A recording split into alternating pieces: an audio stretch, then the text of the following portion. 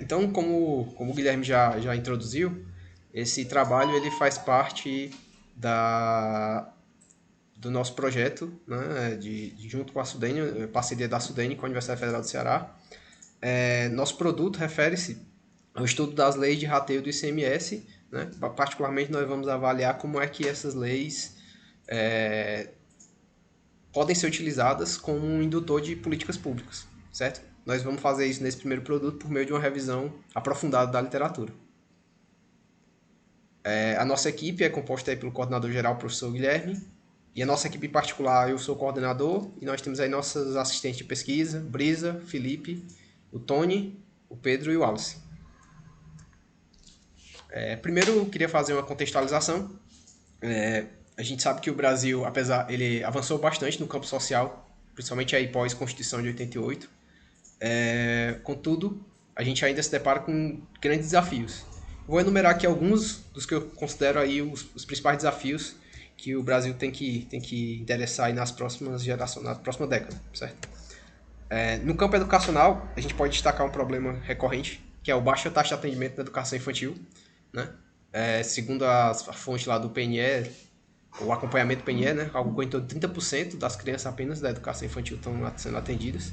Depois a outra aqui pode me corrigir esse número mais precisão. A gente também tem um fenômeno de evasão escolar. Esse fenômeno é particularmente grave no ensino médio. Tem um estudo do Ricardo Paes de Barros que ele mostra que, por ano, cerca de 2,7 milhões de jovens abandonam a escola. Isso representa mais ou menos 27% do total de jovens.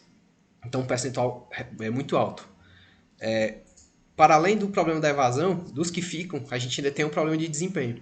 Se você pegar as comparações internacionais, o Brasil não só se encontra nas últimas posições, tanto em leitura, matemática e ciências, como ainda se encontra estagnado no tempo, né? Desde 2000 para cá a gente vem figurando aí nas últimas posições, mostrando pouco ou nenhuma evolução.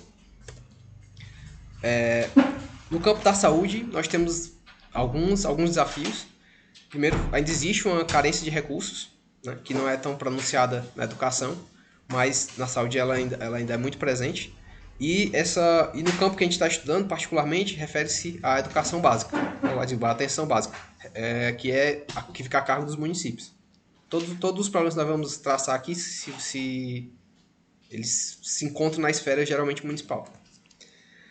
A gente também, do ponto de vista ambiental, nós temos como desafios uma pressão sobre os recursos ambientais. Nós vemos hoje essa discussão bem forte na mídia, da questão da redução das áreas de preservação ou do desmatamento, certo? Entre outros problemas ambientais, esse é apenas um dos aspectos dele, e ele se relaciona diretamente com a qualidade de vida da população, né? Um problema que também está intimamente relacionado, ele transita entre a saúde e a questão ambiental, é a questão do saneamento básico. Nós temos uma taxa de cobertura de saneamento básico muito baixa. Inclusive, recentemente foi aprovado, né, um marco do saneamento que prevê passar esse setor, né, para a iniciativa privada, visto que o Estado passa por uma crise fiscal, e com ele a capacidade de investimento público ela é reduzida. Então, tenderia a delegar esse serviço para a iniciativa privada. Então esse é um panorama geral dos problemas que o Brasil enfrenta no momento que eu estou gravando esse vídeo. E dentro dele nós vamos tentar entender como é que a relação entre Estados, União e municípios, ou seja, o nosso federalismo, ele pode de alguma forma colaborar ou de alguma forma estar relacionado com esses problemas. Ou como ele pode ser um instrumento para a solução desses problemas.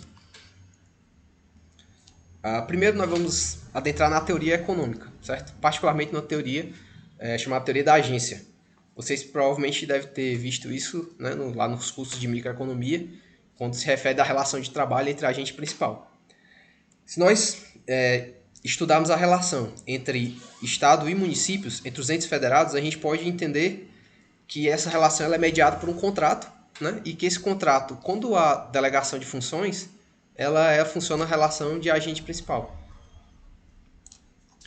Ela funciona como uma relação de agente principal no mercado de trabalho. Por quê? Porque o ente federado ele não tem como agir diretamente, ele age por meio dos municípios, né? E dessa forma, ele delega essas funções e também repassa os recursos. Então, nesse contexto, as transferências intergovernamentais elas tendem a ser um componente de coordenação entre os agentes públicos. Segundo o Arrow 85, a gente tem duas principais fontes do problema de agência, certo? A gente tem um problema do risco moral, ou seja, quando o principal, aquele cara que repassa o recurso, no caso no contexto dos estados e municípios, ele não consegue ver as ações dos agentes.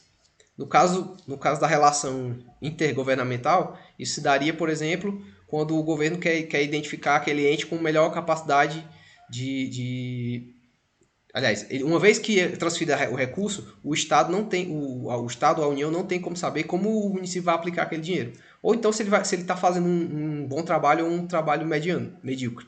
Não dá para esse tipo de monitoramento ele é muito caro e é muito difícil de ser feito. Apesar de existir todo um aparato nesse sentido, por exemplo, os tribunais de contas, etc. Um outro problema é o problema da seleção adversa, que basicamente quando eu vou escolher para quem, né, o Estado vai escolher para quem delegar, descentralizar recursos,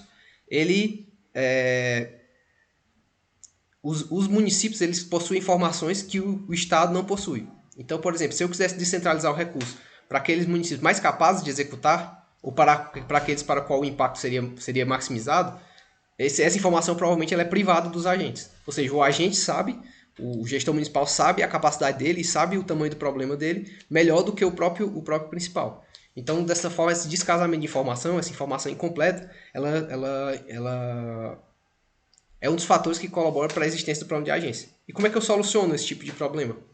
A teoria econômica ela é clara. Monitoramento e penalização. Certo?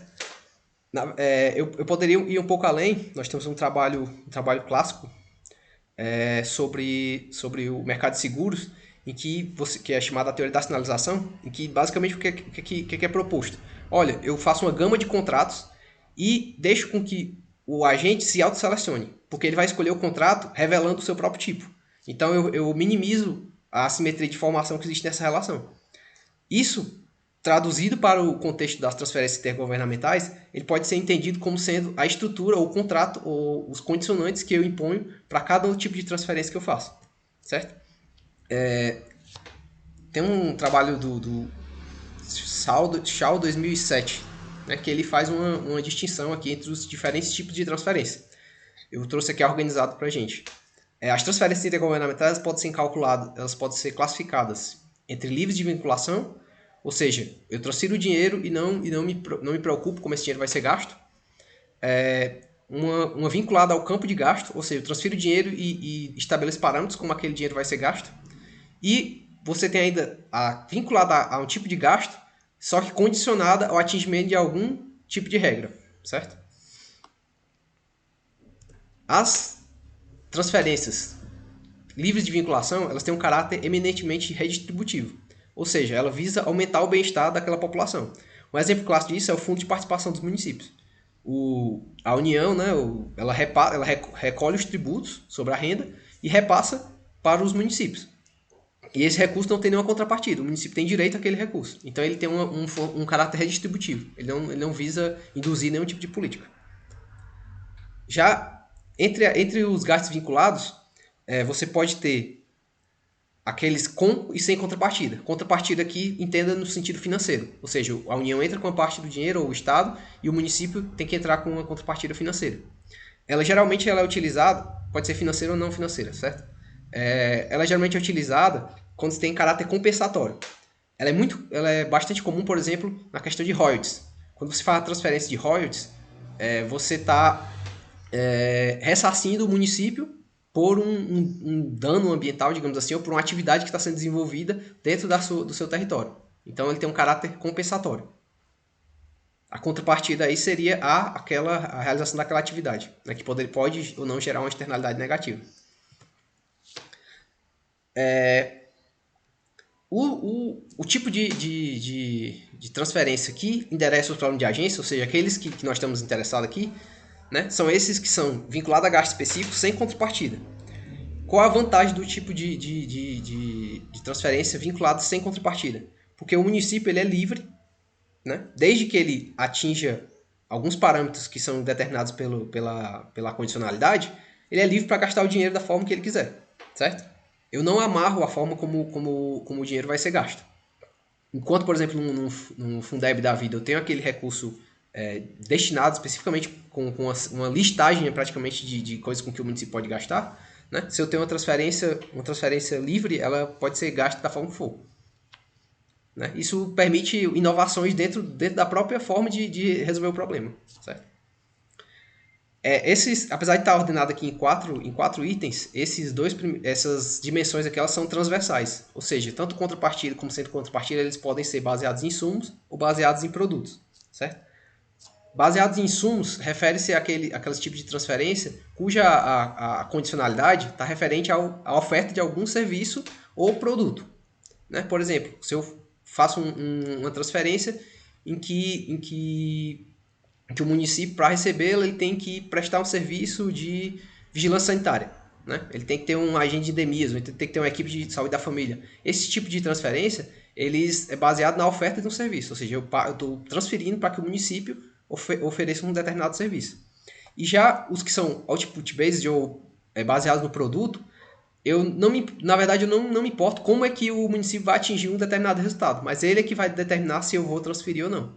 Por exemplo, se eu quero atingir metas de atendimento, ou então metas de qualidade da educação, ou de mortalidade infantil, ou mortalidade por qualquer outra causa, certo? Então, seria um tipo de transferência baseada em produto. De forma geral, as transferências condicionadas baseadas em insumos, elas geralmente tendem a atender problemas de oferta. Enquanto as baseadas em produtos, elas tendem a atender a endereçar problemas de qualidade, certo? Então, tenham mais ou menos em mente essas características, a gente vai precisar delas. Ok, agora vamos adentrar no conceito da cota parte do ICMS, que é o objeto do trabalho. Tá? O Estado, de toda a arrecadação do ICMS, lembrando que o ICMS ele é um imposto estadual, ele é um imposto de maior montante, né? Se você somar os 27 estados brasileiros com o Distrito Federal, o valor arrecadado de ICMS ele é o maior tributo, certo? E desse valor, 75% ele é estadual, ele é arrecadado pelo Estado, 75% fica com o Estado e 25% ele é distribuído para os municípios.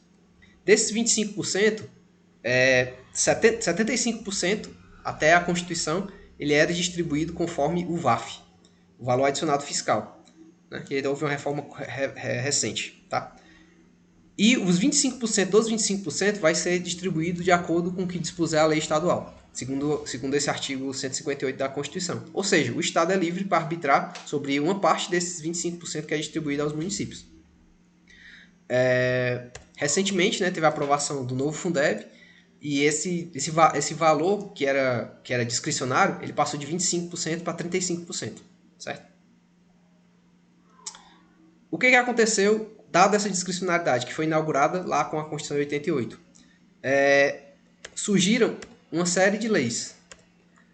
Essas leis nós agrupamos didaticamente aqui em gerações, certo? Pela nossa classificação, então, as leis seriam divididas em 3 gerações. Essa primeira geração seria equivalente àquelas transferências lá na tipologia anterior sem vinculação. As leis de segunda geração seriam aquelas que são com contrapartida e baseada em insumo. E as leis de terceira geração seriam sem contrapartida e baseada em produto, certo? Essa seria mais ou menos a relação entre a classificação de gerações e a classificação das tipologias que foi apresentada anteriormente. É importante destacar que apesar de ter o nome geração, elas se sobrepõem. Como é que eu posso dizer? Até hoje existem leis de primeira geração e existem critérios de primeira geração convivendo com critérios de segunda e terceira geração, certo? Então, mais ou menos que os critérios de terceira geração surgiram depois, em regra, né, mas eles ainda convivem com muitos critérios de primeira e segunda geração. E basicamente o que é considerado? Eu vou dar aqui alguns exemplos do que são considerados nas leis de cota parte do ICMS como critérios para a distribuição dos recursos. Nos critérios de primeira geração, né, lembra, sem contrapartida, geralmente são características do município. Não são digamos assim, indicadores que o prefeito pode mexer. Ou dificilmente ele vai conseguir mexer, certo? Vai conseguir alterar. Uma parte igualitária, ou seja, dividida igualmente os municípios, população, área geográfica e alguns critérios fiscais, como o próprio VAF. Né? Já os critérios de segunda geração, eles vêm principalmente na onda do ICMS ecológico. Ou seja, boa parte das leis de segunda geração referem-se a critérios ambientais. Eles têm aquele caráter de ressarcimento. Lembra que eu falei sobre as externalidades? Então, essa segunda geração de indicadores, ela refere-se principalmente às áreas de preservação, terras indígenas, resíduos urbanos. Ou seja, o município ele oferece uma externalidade positiva para a sociedade e como contrapartida ele recebe mais recursos de ICMS. E além disso, nós temos aqui alguns indicadores baseados em insumos, né? Por exemplo, os gastos com educação e gastos com saúde, que é adotado também em alguns estados. Ou seja, quanto mais o município gasta, mais ele recebe de recursos do ICMS. Então, pelo fato dele ter uma área de conservação ou uma terra indígena ou ter uma política de resíduos sólidos adequada, faz com que ele receba mais recursos do ICMS. E, por fim, os recursos que são chamados de terceira geração, que eles seriam referentes aos outputs, né? Seriam referentes aos resultados propriamente ditos. Então, aí você tem, por exemplo, índice de qualidade de educação, alguns estados usam o IDEB, outros, como o estado do Ceará, que é um caso de sucesso, usa um índice próprio, né? Que é bem complexo, baseado nas notas dos alunos. E no campo da saúde, nós temos principalmente a taxa de mortalidade infantil, que é um indicador sintético para a qualidade do sistema de saúde. Agora nós vamos adentrar principalmente a literatura e vamos ver o que ela nos diz sobre esses aspectos, tá? Primeiro, foi feito um trabalho extensivo aqui por toda a equipe, foram 64 textos levantados que tratavam sobre o tema, ou seja, foi varrida a literatura e nós encontramos 64 textos que de alguma forma analisavam o ICMS. Esses textos eles envolveram aí 130 pesquisadores filiados a 45 instituições, ou seja, uma literatura até considerável. Foram identificadas basicamente duas aglomerações principais. Foi realizada uma análise de similaridade. Essa análise de similaridade dos textos, né, dos resumos e dos títulos, palavras-chave, mostraram que existem alguns agrupamentos. Né? Um agrupamento nós nomeamos aí meio ambiente, ou seja, refere-se à questão ambiental, e um outro referente às questões sociais no sentido de saúde e educação. Meio ambiente é com 33 artigos e saúde e educação com mais ou menos 30 artigos. Né? Saúde e educação foram agrupados porque geralmente os textos que tratam de saúde também tratam de educação. Então eles acabaram que foram agrupados né, na mesma sessão. Então vamos adentrar agora, né, tópico a tópico desse. Referente ao meio ambiente, o que a literatura revela sobre o uso das leis de ICMS? Certo? Um fator marcante que nós observamos com a leitura desses textos foi que os métodos que são empregados para avaliar essas leis, eles geralmente são pouco robustos. Né? Eles geralmente são métodos relacionais, correlações ou no máximo algum tipo de regressão simples e que ela não considera todos os aspectos da política, ela está muito sujeita à presença de viés de seleção, certo? Ou confundidores. As evidências, os resultados que esses trabalhos chegam, eles divergem significativamente. Então, você tem para o mesmo estado 3 trabalhos, cada um chegando num resultado diferente. Uns mostram que tem resultado, outros que não tem. Às vezes, se você avalia dentro do mesmo estado regiões diferentes. Para algumas regiões você observa resultado, para outras não. Então, existe uma heterogeneidade muito grande. Assim, a literatura ela não é conclusiva quanto a se a política de ICMS ambiental ela não produz ou não resultados. Então, isso é uma lacuna, inclusive, a ser preenchida. Um ponto importante aqui é porque, apesar de eu colocar tudo no bojo de literatura de ICMS ecológico, né? O Felipe aí pode até falar melhor para a gente depois, existe uma miríade de medidas diferentes. Ou seja, cada estado usa uma medida diferente. Eu enumerei só algumas, mas são dezenas, talvez. Então, assim, cada lei é muito particular. E mesmo assim, mesmo os pontos que ela tem em comum, elas não se mostraram convergentes. Então, assim, até agora nós não temos evidências para dizer que a lei do ICMS ecológico ela produz de fato resultados ou não, certo? Ainda vamos ter que esclarecer isso com mais estudos, certo?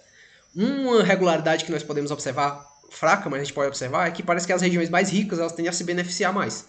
Ou seja, aqueles trabalhos que consideraram estados do Paraná, dentro do Paraná, que consideraram a região metropolitana de Curitiba, por exemplo, Rio de Janeiro e Minas Gerais, eles tiveram algum efeito, certo? Enquanto resultados para o Nordeste, para o Espírito Santo, para outras regiões, que eram regiões não tão desenvolvidas, eles não apresentam um efeito qualquer, certo? Isso assim, é uma fraca evidência, certo? Precisa de mais estudos para poder mostrar se isso de fato é uma regularidade. Mas caso você verifique, isso está de acordo com a literatura econômica, certo? Nós temos uma literatura vastíssima sobre a relação entre crescimento econômico e a demanda por preservação ambiental, né? Inclusive curva de Kuznets, né? Que essa relação bem famosa, né? A curva de Kuznets ambiental. Essa literatura nos diz que a preservação ambiental é considerada um bem de luxo, ou seja, que a demanda por preservação ambiental ela aumenta mais do que proporcionalmente com a renda. Isso explica talvez porque que regiões mais ricas tendem a se beneficiar mais de uma lei de ICMS ambiental do que regiões não tão desenvolvidas. Sobre a educação, o que a literatura nos diz? Bem, de forma geral, eu consegui traduzir aqui que os critérios de segunda geração, né, os que nós classificamos como segunda geração, eles parecem ter algum efeito sobre a oferta, a qual ele se propõe, mas não parecem ter efeito sobre o resultado, sobre as notas. E aí nós temos, por exemplo, o caso da lei de Minas Gerais, nós temos esse trabalho do Vanderlei 2007, em que ele mostra que a lei de Minas, que é uma lei que ela considera no aspecto do gasto, né? Ou seja, quanto mais o município gasta com a educação, mais ele recebe recursos do ICMS. Ele mostrou que isso elevou a taxa de frequência do ensino fundamental aí em 4,5 pontos percentuais. E para o Ceará, nós temos uma lei, a lei anterior a essa atual lei do ICMS, né? A lei 612 de 96, ela foi avaliada aí por mim e pelo Guilherme, também na minha tese, e a gente mostrou que ela não tem efeito sobre a proficiência. Ou seja, essas leis que são baseadas em oferta de recursos, sim, essa lei anterior, ela considerava também o gasto, né? As duas leis, tanto a de Minas como essa do Ceará mais antiga, elas distribuíam dinheiro quanto mais o município gastasse com a educação. Então a gente percebe que ela pode ter tido um efeito sobre o aumento da frequência escolar, principalmente no ensino fundamental, mas esse efeito ele não se transmite em termos de qualidade, pelo menos da forma era captado pelo Fundeb na época. Ainda no campo educacional, a gente nota que os critérios de terceira geração, eles parecem ter efeito sobre as notas. Na verdade, essa é a evidência mais robusta que a gente tem. A maior parte dos trabalhos foi feito para o estado do Ceará, então ele é de onde a gente consegue extrair a maior quantidade de informação, certo?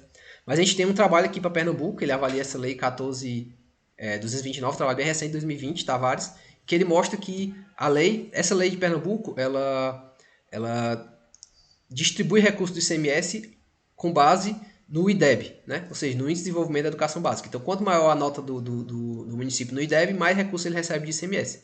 E aí o Tavares estudou e mostrou que essa metodologia ela levou de fato a um aumento de 0,15 pontos no IDEB do quinto ano, né? Sugerindo que a metodologia que a lei foi efetiva em promover uma melhora da educação.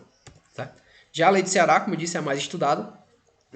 O efeito observado ele varia entre zero, aliás, só situando, né? A lei do Ceará, ela distribui recursos com base num indicador chamado Índice de Qualidade da Educação. Esse Índice de Qualidade da Educação, ele é calculado a partir das notas que os alunos dos municípios obtêm no SPAES, certo? Então, ele é baseado numa avaliação externa. Então, quanto melhor as notas dos alunos, mais recurso o município recebe. E aí você nota que houve um aumento no IDEB, um aumento que variou aí o efeito entre 0,13 a 1,4 pontos no IDEB, dependendo do trabalho e dependendo do período que você analisa.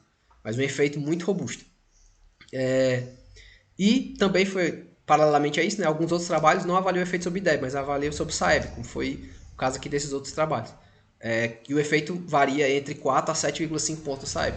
Então, assim, existe uma evidência bem consolidada de que a lei do Ceará de fato funciona, certo? Inclusive, isso justifica aí porque que vários outros estados estão copiando o modelo cearense, né? Parece um modelo que se verificou efetivo, tá? No campo da saúde, o que a gente tem de evidências? As evidências não são muitas, tá?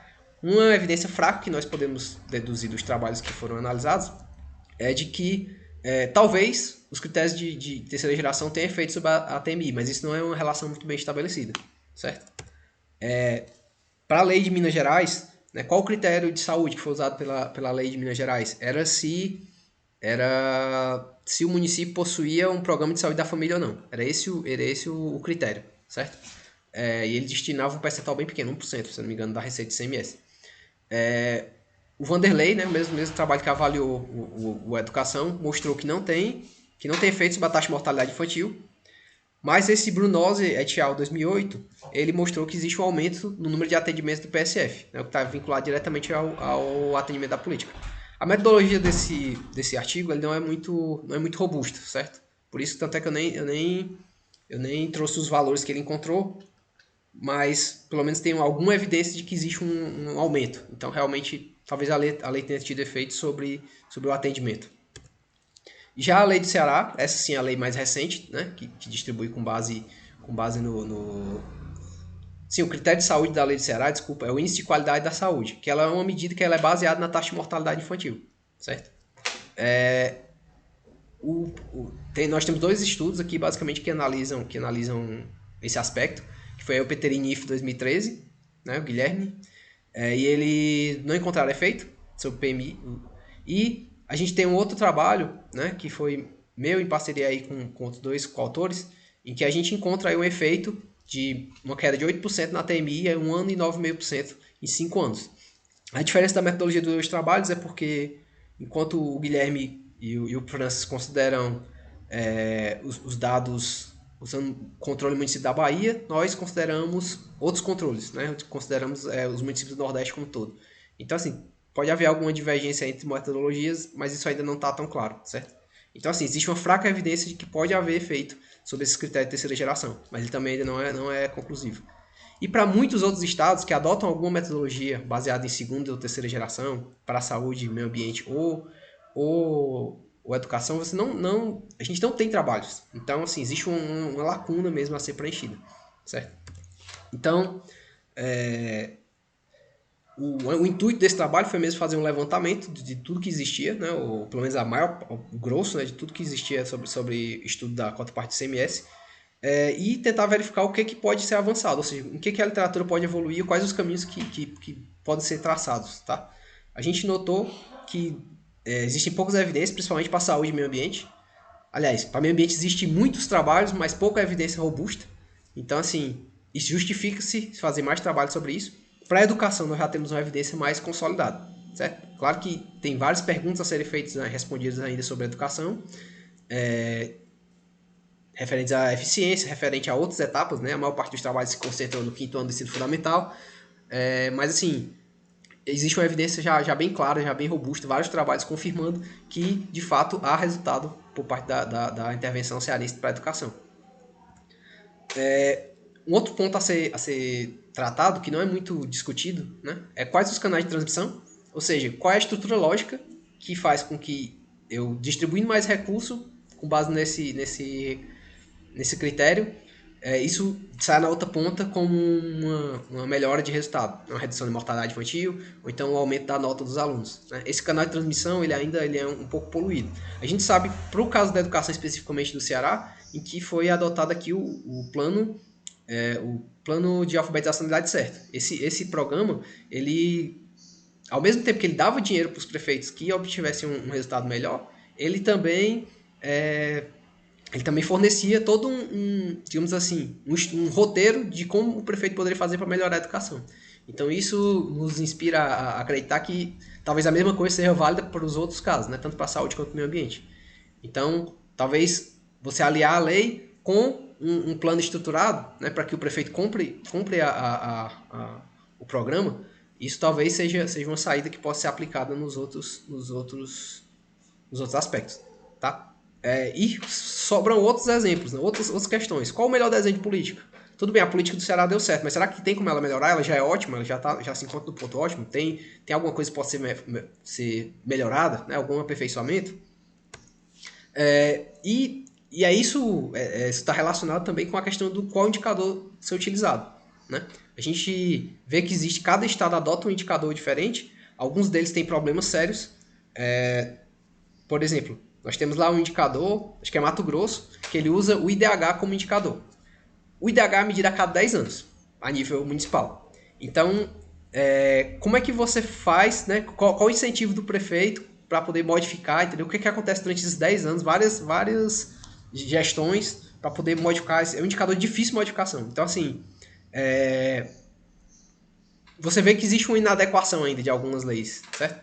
E outros Em outros casos, você tem leis que tem critérios que você não sabe se estão alinhados de fato com a intenção de quem fez a política, né? Se aquela intenção ali ela foi plenamente satisfeita pelo indicador que foi utilizado. Então, existe ainda uma carência de uma estrutura lógica bem definida para essas políticas de transferência, que é o que nós estamos tentando ajustar para os próximos produtos referente a esse projeto que a gente tem com a Sudene. E é isso. Eu gostaria de agradecer aqui mais uma vez a oportunidade de apresentar. E é isso. Muito obrigado.